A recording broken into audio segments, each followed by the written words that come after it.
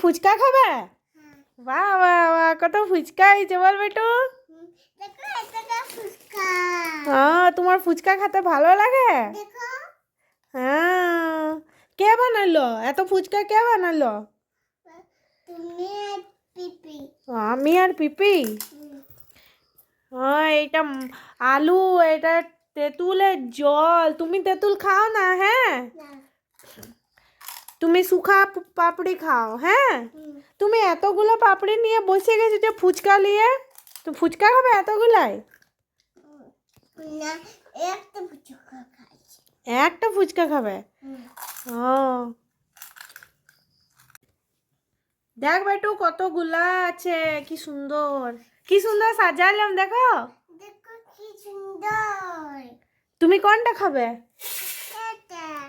কোনটা? ওইটার সস দিয়া? খাও খাও খাও।